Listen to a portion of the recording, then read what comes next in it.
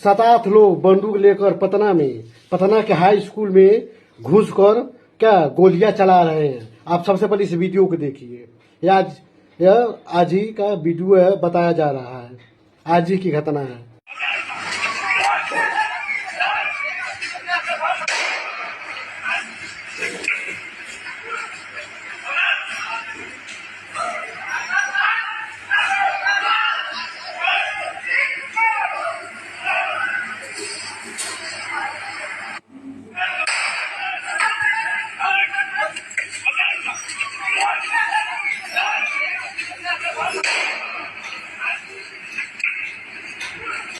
अभी आपने देखा कि कैसे लगभग 7-8 व्यक्ति हाथ में क्या असलहा लिए हुए बंदूक लेकर बेखौफ होकर हाई स्कूल में, जो पटना का एक हाई स्कूल है, हाई स्कूल का नाम सामने नहीं आ रहा है लेकिन बताया जा रहा है इस वीडियो में कि हाई स्कूल है, उसमें क्या गोलीबारी हो रही। अभी ये लोग कौन है बेखौफ होकर गोलियां चला रहे हैं, ताबड़तोड़ गोलियां फायरिंग ये लोग करते हुए अंदर जा रहे हैं।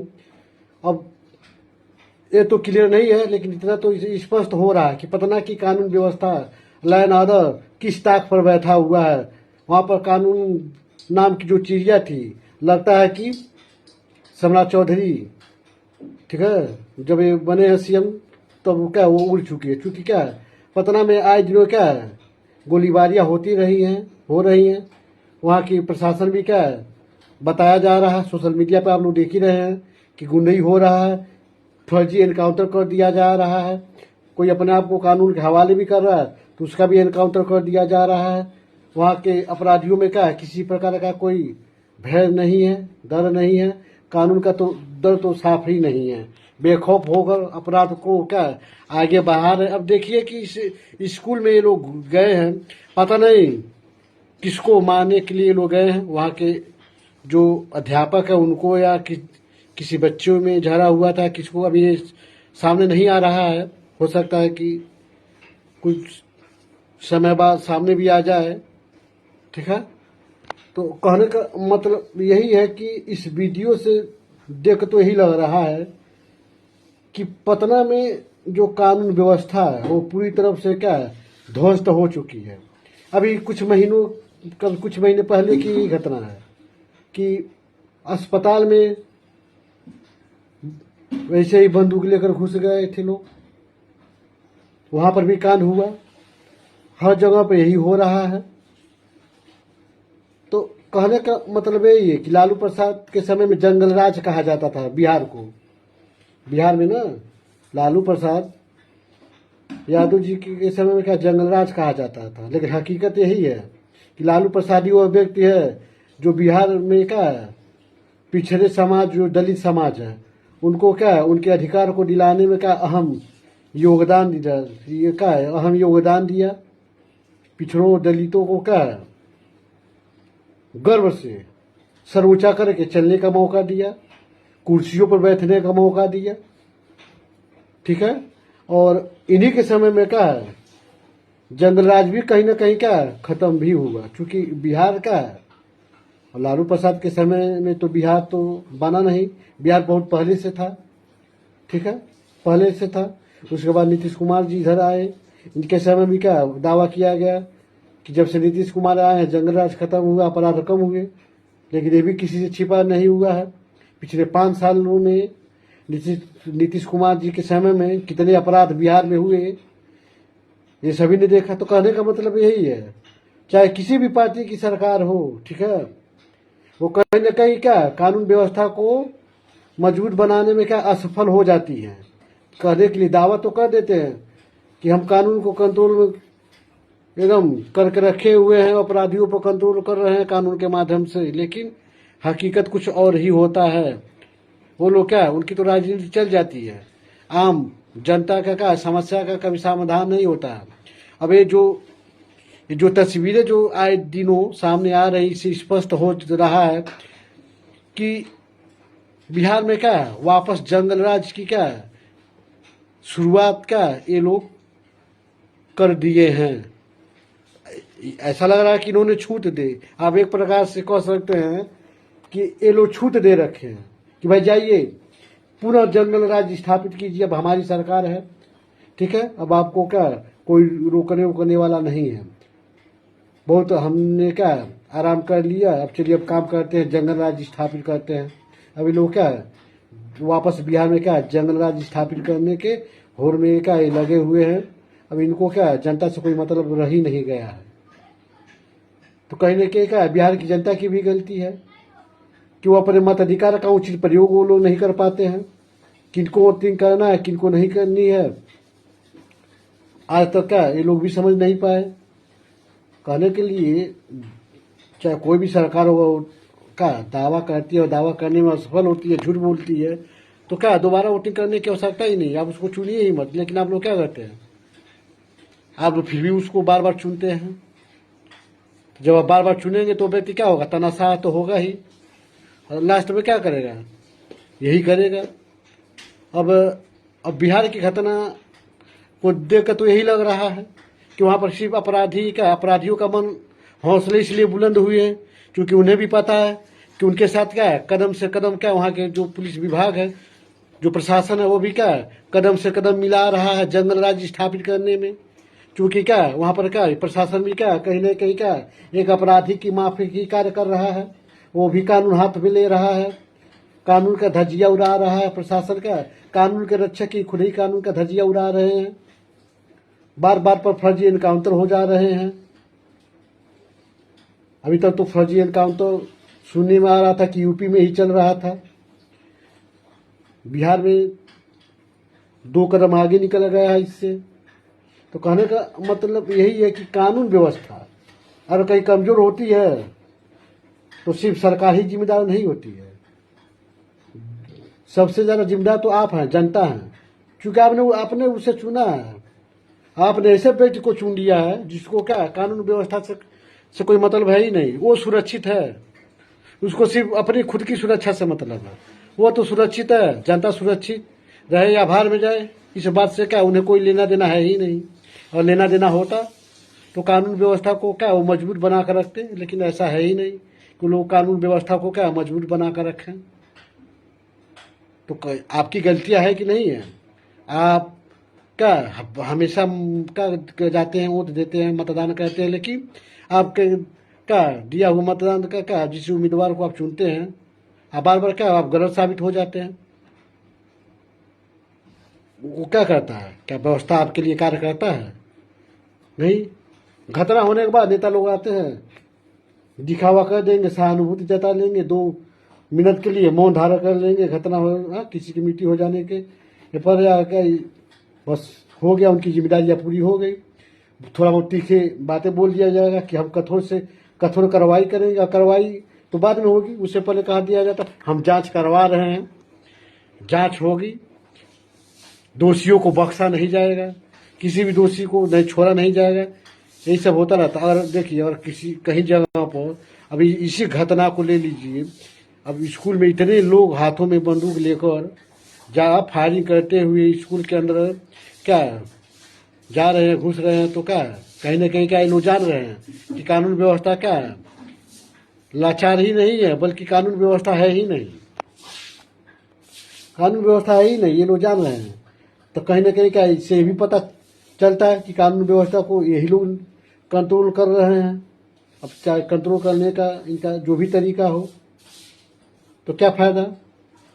आप खुद को तो क्या मुख्यमंत्री बताते हैं कि हम ये करेंगे वो करेंगे, भेदभाव करते हैं। आप कार्रवाइयाँ में क्या कार्रवाई करने में भी आप भेदभाव करते हैं। और वही मुसलमान हो तो आप तुरंत कार्रवाई करेंगे, दलित हो तुरंत कार्रवाई करेंगे, पिछड़ा हो आपको वोट दे रहा है तो कुछ उसके साथ नरमियाँ बरतेंगे, और पिछड़ा है आपको वोटिंग नहीं करता आप जानते हैं तो आप उसके विरुद्ध क्या है तुरंत कार्रवाई कर देंगे। निर्दोष रहेगा तब भी आप कार्रवाई कर देते हैं। आप लोगों का क्या यही रवैया होता है, चाहे किसी भी स्टेट का सीएम हो, मैं सबकी बातें बोल रहा हूँ। जाति देखकर क्या कार्रवाइयाँ होती हैं, और सबसे बड़ी बात क्या है यहाँ पर सिर्फ जाति नहीं देखी जाती है, ये भी देखा जाता है कि अगर दलित का है या पिछड़ा है या मुसलमान है और वो पक्का अंधभक्त है जो बार बार मुझे ही वोटिंग करता है तो क्या होगा, उसके विरुद्ध का थोड़ा नरमी बरत दिया जाएगा। ठीक है, नरमी बरत दिया जाएगा, उसके भी उतनी कार्रवाई नहीं होंगी। लेकिन वोटिंग नहीं करता तो क्या होगा, तुरंत कार्रवाई कर दिया जाए। अभी यूपी की घटना को ले लीजिए, अभी हुआ ना गंगा में, कुछ दिन पहले की बात है कि मुसलमान कुछ मुसलमान व्यक्तियों ने क्या नाव पर जाकर वहां पर क्या मांस को खा लिया था। तुरंत एफआईआर दर्ज हुई है, जेल भेज दिया गया कहते हुए कि उनकी भावना को क्या आहत पहुंचा है।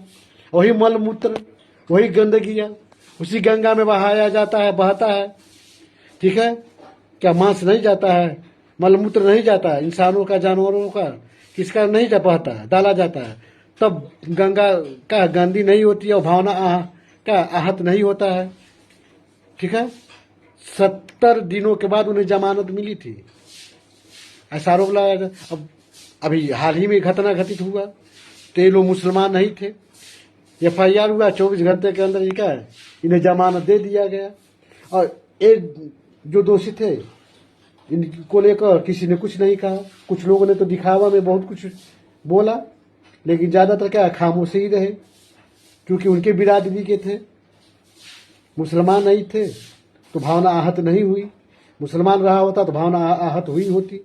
तो देखिए, जात धर्म मजहब देखकर क्या भावनाएं आहत होती हैं। ठीक है, हिंदू व्यक्ति है गंगा में जाकर और कुछ कहता है तो भावना आहत नहीं होगी। दूसरे धर्म का कुछ कह दिया तो भावना आहत हो जाती है। अब देखिए, इनकी भावना क्या जात धर्म देकर आहत होती है, ऐसी भावनाएं हैं इनकी। तो कहने का मतलब ये भेदभाव वाली जो रवैया है हर जगह चल रहा है। कानून व्यवस्था का सिर्फ कहने के लिए है, सिर्फ नाम मात्र का, सिर्फ मजाक बन के रह गया है देश में। कानून को बनाने वाले का मजाक में कानून बना रहे हैं। जब कहा जाए तो ये लोग मजाक में कानून बना रहे हैं, चूंकि इन लोगों को पता है कौन इसका पालन करवाएगा। हम तो अपना काम तो इसको निकलवा ही लेंगे, कौन आएगा। हाँ, सारा कुछ तो हमें ही तो देखना है, हम अपने जात धर्म के व्यक्तियों को देखेंगे। तो कानून का मजाक बनाकर रख दिया गया कहने के लिए। संवैधानिक पदों पर ये लोग बैठते हैं, लेकिन क्या उस संविधान का सम्मान का देखा जाए तो 10% भी लोग नहीं करते हैं। शपथ तो ले लेते हैं कि हम ईमानदारी पूर्वक, हम कसम खाते हैं, हम शपथ करते हैं, लेते हैं ईश्वर की, ये लोग कसम शपथ लेते हैं कि ईमानदारी से एकदम निर्वहन करेंगे, एकदम पूरा एकदम पालन करते हुए कोई चीज का उल्लंघन नहीं करेंगे। लेकिन क्या है उसका उल्टा होता है। आज शपथ लिया, शाम तक कुर्सी पे बैठते ही क्या सबसे पहले भ्रष्टाचार के फाइल पर इनका सिग्नेचर जाता है। ठीक है, सबसे पहले उन फाइलों को ये लोग मंगाते हैं, देखते हैं किसमें भ्रष्टाचार कर लिया जाए। शुरू हो जाता है इनका भ्रष्टाचार, ज्यादातर यही होती है, पता है। और देश में अच्छा काम हो, लोग अच्छे से कार्य करते तो देश में अच्छा ही होता। अच्छा कार्य करने में ज्यादा लग जाए। कुछ तो महाज्ञानी लोग बोल रहे हैं कि भारत को विश्व गुरु बनाने के लिए क्या 50 साल, 100 साल, 1000 साल अभी लगेगा। आप लोग समर्थन दीजिए, आप इनका सपोर्ट कीजिए। बताइए, विश्व गुरु बनाने के लिए सालों लग जाएंगे। आज आप अच्छा काम कीजिए, सिर्फ देश हित में ही नहीं, पूरी दुनिया के नजरों में आप अच्छा कार्य आज ही से शुरू कर दीजिए। गुरु बनने के लिए गुरु लायक आपको काम तो करना पड़ेगा। 1000 साल मतलब 1000 साल बाद या 100 साल बाद आप गुरु बनने लायक कार्य करेंगे, तभी तो 100 साल या 1000 साल बाद आप विश्व गुरु बनेंगे। आज अगर आप काम कर दें, गुरु का जो कार्य होता है उस हिसाब से आज ही कार्य आप शुरू कर दें तो विश्व गुरु आज ही आप बन जाएंगे। तो 100 साल या 1000 साल इंतजार करने की क्या जरूरत है। और आपसे नहीं होता है, आपसे नहीं हो पाएगा तो होती है जगह खाली करवाइए और खाली कीजिए। हम आते हैं, हम 5 साल भी नहीं लेंगे, विश्व गुरु बना देंगे।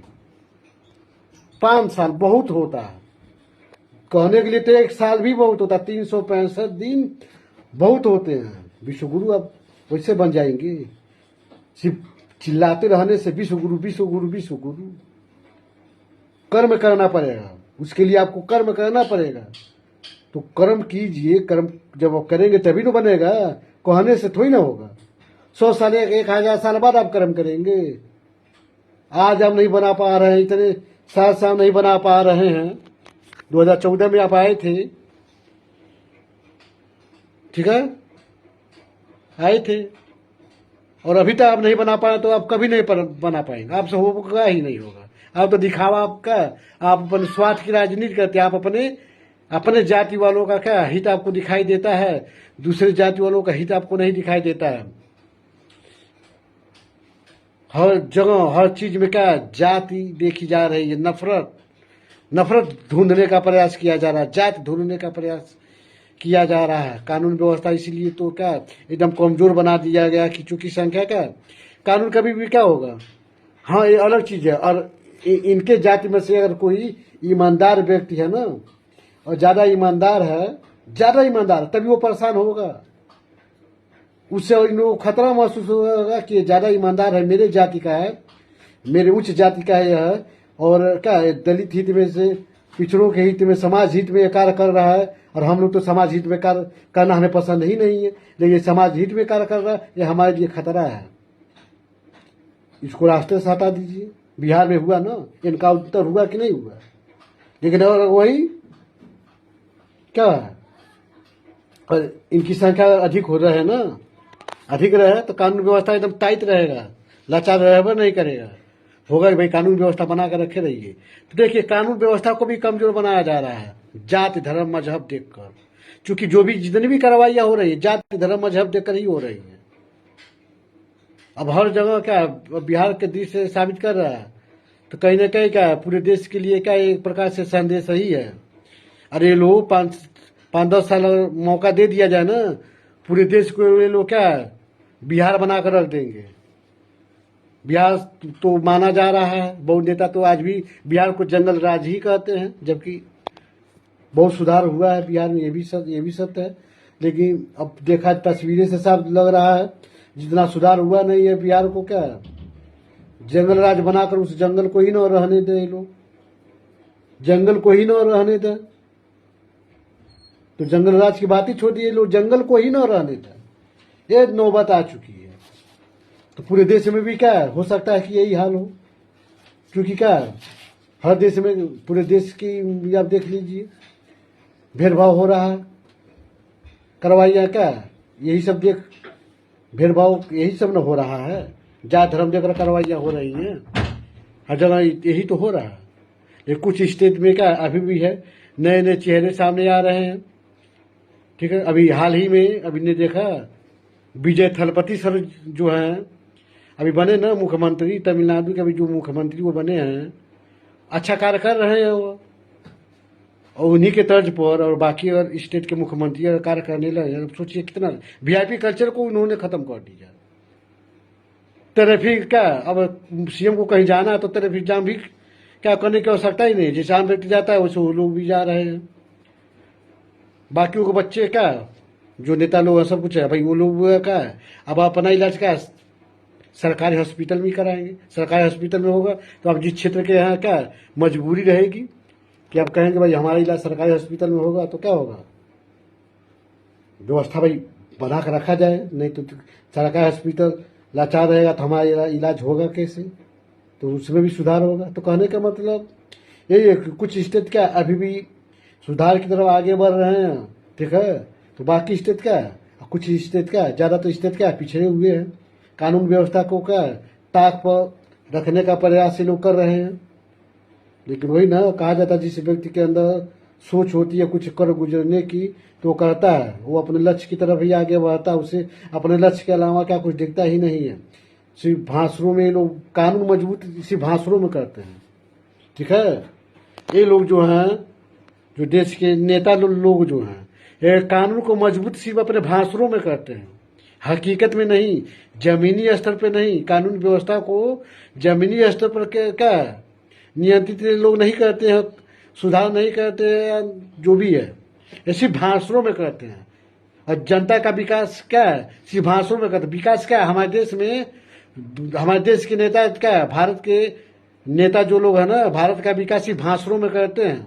जमीनी स्तर पर नहीं होता है। जमीनी स्तर पर विकास होता है भारत के उद्योगपतियों का। ये लोग क्या सिर्फ उद्योगपतियों का विकास करते हैं। एक ही उद्योगपतियों को क्या हजारों हजारों टेंडर दे दिया जाता है कि भाई ले लो, तुम ही पूरा अरबपति खरबपति जो भी बनना है बन जाओ, बाकियों को मौका नहीं दिया जाएगा बनने के लिए। आम व्यक्ति को तो साफ ही नहीं दिया जाएगा। हम सरकार, हम भले ही कमजोर हम बन जाएंगे, तुम हमारी शक्तियों ले लो। आर्थिक रूप से सरकार कमजोर होती है तो होने दीजिए, तुम उद्योगपति हो भाई, आप उद्योगपति हैं, आप मजबूत बन जाइए। तो ज्यादातर क्या सरकार की पॉलिसियां यही होती है, जबकि ऐसा नहीं होना चाहिए। ये कई व्यक्ति को आप कितना दे देंगे, अपनी व्यवस्था को आप कमजोर बना कर रख ले। अभी कुछ हो जाए ना तो इनके लिए क्या कानून हमेशा तैयार रहता है, लेकिन आम व्यक्ति के लिए क्या कुछ नहीं होता है। उसे FIR लिखवाने के लिए दर दर भटकना पड़ता है, न्याय की गुहार लगाने के लिए। कुछ महिलाओं के साथ क्या दुराचार हो जाता है तो उन्हें क्या उनकी बातें सुनने के लिए क्या उन्हें दर दर भटकना पड़ता है, टावर पर चढ़ना पड़ता है, तब कहीं जाके बातें सुनी जाती हैं। ये हमारे देश की कानून व्यवस्था है, जिसको क्या ये लोगों ने क्या बिगाड़ कर रखा हुआ है। और जब बात आती है तो ये लोग बोलते हैं कि हमारी बहुत व्यवस्था बड़ा मजबूत है। और ये जो वीडियो अभी आपने देखा, इस वीडियो में चाहे जो भी बात हो, बताया जा रहा है कि बिहार में जो पटना है, वो पटना का कोई हाई स्कूल है, वहाँ पर इनका हुआ। अब चाहे स्कूल का, अब चाहे पटना का हो चाहे कहीं का हो, हकीकत तो यही दिख रहा है कि इतने व्यक्ति का हाथों में क्या असलाह बंदूक लेकर ये लोग क्या फायरिंग करते हुए जा रहे हैं, और आसपास का नौजवान भी है, युवा भी है, भाग रहे हैं। तो ये तो क्लियर है ना, कानून व्यवस्था को क्या ध्वस्त कि यहाँ पर क्या एकदम ध्वस्त दिखता हुआ मतलब दिखाई दे रही है ना, साफ नजर आ रहा है। तो बताइए, अब आप जानता है तो गलतियां तो आपकी भी है ना, आप अपन गलतियों को सुधारते ही नहीं है, आप सुधार करना ही नहीं चाहते, नहीं कभी सुधार होगा ही नहीं होगा। बहुमत आप में है तो सबसे ज्यादा क्या प्रताड़ित कौन होता है, जो बहुमत हो ना, जो बहुमत में वही है। आप ये देखते हैं मेरी जात का नेता है तो क्या आप शिकार नहीं होते हैं? आपके जात का नेता है, आप कहीं चले जाएंगे, जब आप मुसीबत में फंसेंगे ना तब आपको आपकी औकात पता चलेगी कि आपका जाति वाला जो नेता है ना वो आपको पूछने नहीं आएगा, वो आपका सपोर्ट में नहीं आएगा कि मेरे जात का मुझे वोट दिया था, तुम इसकी बातें क्यों नहीं सुन रहे हो। आप ये नहीं कर रहे, मैं मेरे जात का नेता है, उनको मैंने वोटिंग किया था, आप मेरा क्या शिकायत लिखिए, आप कार्रवाई कीजिए, मुझे न्याय दिलाइए। वो नहीं दिलाए, देवा नहीं करेगा, उल्टा सीधा बोल कर क्या वो वहां पर से क्या खदेड़ देगा। तो गलतियां आप भी कर रहे हैं, तो जब गलतियां होंगी तो यही सब तो होगा। और आप समय रहते हुए अपनी गलतियों को नहीं सुधार करेंगे ना, अब 5 साल के लिए तो आप तो मौका खो चुके हैं, 5 साल की तो मौका खो चुके हैं, तो कोई जाएगा नहीं रद्द कराने के लिए। और कोई गलतियां होती है, संवैधानिक पद बैठा हुआ व्यक्ति कुछ गलत करता है, चाहे मुख्यमंत्री हो चाहे कोई भी हो, ठीक है, तो आप क्या अब उसको पूर्ण रूप से भंग कराने के लिए, उसके विरुद्ध कार्रवाई करवाने के लिए दोबारा से विधानसभा का चुनाव हो उस चुनाव को क्या उस विधानसभा को जो हुआ है उसको रद्द कराने के लिए कोर्ट तो जाएंगे नहीं। तो 5 साल तो आपको वेट तो करना ही पड़ेगा। 5 साल ने आप छोड़ दिया, 5 साल के बाद आपको मौका मिलता है, इसीलिए 5 साल के बाद मौका मिलता है, संविधान इसीलिए दिया है कि अगर आपसे बाई चांस गलती हो जाए तो 5 साल के बाद क्या आपको खुद की गलतियों को सुधारने का क्या मौका दिया जाएगा, मिलेगा। लेकिन जब आता है तो फिर से आप गलती करते हैं, बहुत थोड़ा सा होशियारी जताते हैं, दोबारा से आप वो तो नहीं करके फिर सामने वाला को कर देते हैं, फिर सामने वाले से आप परेशान होते हैं, तो फिर आपने जिसको नकारा था फिर से आप दोबारा से उसी को उठी कर लेते हैं। तो आप क्या उसी गलतियों को आप बार बार दोहराते हैं, जबकि आपको ये चाहिए जिसको एक बार क्या नकार दें वो तो न करें, आजीवन उसको वोट ही मत करें, उस पार्टी को वोट ही मत करें, भले ही आप वोटिंग करने मत जाइए, क्योंकि वोट दे भी दे रहे हैं तभी न आपका विकास हो रहा है न कानून व्यवस्था सुधार हो रहा, तो क्या फायदा। उससे अच्छा वोट ही करने मत जाइए। नहीं तो जा रहा है तो कोई निर्दलीय लड़ रहा है, कोई नया उम्मीदवार है तो उसको जिताइए, भरोसे में रख कर जिताइए कि भाई भरोसा नहीं तो रोगे, लिखित कुछ दोगे कि ये करोगे वो करोगे, तब उस पर भरोसा कीजिए, सिर्फ जुबान पर नहीं। जुबान पर नहीं, आप उसे एग्रीमेंट करा लीजिए कि भाई तुम्हें गारंटी देना पड़ेगा, कि लिखित तुम्हें देना पड़ेगा कि जो वादा कर रहे हो उसको निभाओगे। मौखिक हम नहीं मानेंगे, नहीं निभाओगे तो हम तुम्हें पद से हटाने के लिए क्या हम याचिका दाखिल करेंगे। तुम चलो लिखित दो, तो व्यक्ति डरेगा। लिखित न भी दे रहा, वादा तोड़ रहा, तभी अब याचिका दाखिल करके उसको उसके पद से हटा सकते हैं कि झूठ बोल कर उसने चुनाव जीता है, ये दिया है। और चुनाव से संबंधित जो कानून बनाया गया है ना, जो उम्मीदवार कोई भी उम्मीदवार झूठ बोलकर जनता को गुमराह करके जनता को धोखा देकर चुनाव जीतता है तो उसकी सदस्यता रद्द कराई जा सकती है। लेकिन फिर भी क्या है, कोई जाता है केस दाखिल करने, कोई जाता है नहीं जाता है। मौखिक वादा कर रहा है तभी अब उसको उसके पद से हटा सकते हैं, अब वो अपना वादा नहीं निभा रहा है तो। लेकिन अगर वो लिखित में देगा तो कहीं ना कहीं उसको भय होगा, तो वो धोखा देने के बारे में वो नहीं सोचेगा, क्योंकि वो जानेगा कि हम लिखित दे रहे हैं, तुरंत ही याचिका ये लोग दाखिल कर देंगे। इसलिए वो डरेगा, चूंकि उसको हो जाएगा कि हम झूठ बोलेंगे, वादा तोड़ेंगे तो ये लोग याचिका दाखिल करेंगे ही करेंगे। इसलिए वो डरेगा और धोखा वो नहीं देगा, जनता के भरोसे को वो नहीं तोड़ेगा। फिर क्या होगा, कानून व्यवस्था भी मजबूत होगा, आपका विकास भी होगा, रोजगार भी मिलेगा। कितने लोग रोजगार दे, बिहार में आया है ना, विधानसभा चुनाव होगा, सब कुछ होगा, बिहार की जनता को कितना रोजगार मिल रहा है, सब कुछ मिल रहा है। 10-10 हजार जो बांटा गया था, कितने लोगों का कल्याण हो गया, अपना विकास कर लिए 10,000 में। जितना 10 लाख पाए नहीं, उससे ज्यादा तो आपका मकानों को अवैध बताकर तोड़ दिया गया। मनो बताइए, अब इसको मूर्खता न कहा जाए तो क्या कहा जाए। आपने लिया तो मूर्खता नहीं तो है। 10,000 में कौन सा, आजकल महंगाई जमाना में आप कौन सा रोजगार कर लेंगे। आप भरोसा किए, तो कहने का मतलब यही है कि कोई उल्टा सीधा भरोसा करे, वादा करे तो किसी के बातों में मत आइए, नकार दीजिए, तुरंत ही नकार दीजिए आप। तब क्या, तब आप अपनी सुरक्षा कर पाएंगे, नहीं तो यही सब होगा। झेलना है तो जाइए भाई, आप झेलते रहिए। कोई आपको मोटिवेट करने का सिर्फ प्रयास कर सकता है, मोटिवेट होना है या नहीं होना है ये आपके ऊपर क्या डिपेंड करता है, निर्भर करता है कि भाई आप होते हैं कि नहीं होते हैं। क्योंकि भाई मोटिवेट तो आपको ही तो होना है। आप अपनी सोच को बदलना चाहते हैं, बदलते हैं कि नहीं बदलते हैं, क्या है ये आपके वश में है। ठीक है, तो कहने का मतलब यही है, सबसे चीज जो होती है जनता की सुरक्षा। और आप मुख्यमंत्री हो चाहे किसी भी स्टेट की हो, आप अपनी जनता की सुरक्षा ही न दे पाए तो धिक्कार है कि आप ऐसे बड़े पद पर, क्या संवैधानिक पद पर बने हुए, फिर भी आप क्या अपनी जनता को सुरक्षा नहीं दे पा रहे हैं। आपका क्या खौफ है ही नहीं अपराधियों में, है ही नहीं। अपराधी क्या है, अपराधी आपको क्या, आपको कुछ समझ ही नहीं रहे हैं। अपराधी आपको कुछ समझ ही नहीं रहे हैं, वो आपको जीरो समझ रहे हैं। इसलिए तो बेखौफ होकर क्या जो जी में आ रहा है कर रहे हैं। प्रशासन को भी खौफ नहीं है, वो भी आपकी इज्जत नहीं कर रहा है। जो प्रशासन है वो भी आपकी इज्जत नहीं कर रहा है, वो भी मनमानियां कर रहा है। और आप भी खामोश है और प्रशासन इज्जत नहीं कर रहा, तो कहीं ना कहीं क्या है, आप खुद ही अपना इज्जत गंवा रहे हैं। बोल दिए भैया जो भी जी में आए मनमानी करो, हम ऊपर बैठे हुए हैं, हमें कोई दिक्कत नहीं हुआ। जाएंगे जनता के बीच में, 2-4 से बातें बोल देंगे, कठोर से कठोर कार्रवाइयाँ करेंगे, ये करेंगे वो करेंगे, सस्पेंड कर देंगे, थोड़ा बर्खास्त कर देंगे, कोई बात नहीं है, तुम सब अपना करो। ठीक है, और ऐसी बात होंगी अंदर से, अगर ऐसी क्या फिक्सिंग है तो भाई कोई बात ही नहीं है, तो लगे रहिए, कोई दिक्कत नहीं। लेकिन स्वाभिमानी व्यक्ति होता है तो उससे सब कुछ दिखाई देता है।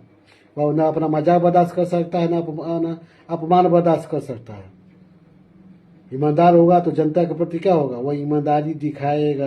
लेकिन आपको ईमानदारी दिखाना है या आपको अपनी गंदी राजनीति दिखाना है, जनता जान जाती है आप अपने क्या दिखा रहे हैं। जनता के प्रति आप अपना ईमानदारी दिखा रहे हैं कि गंदी राजनीति दिखा रहे हैं, जनता जानती है।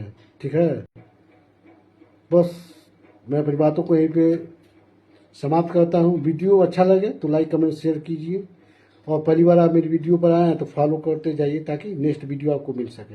धन्यवाद दोस्तों।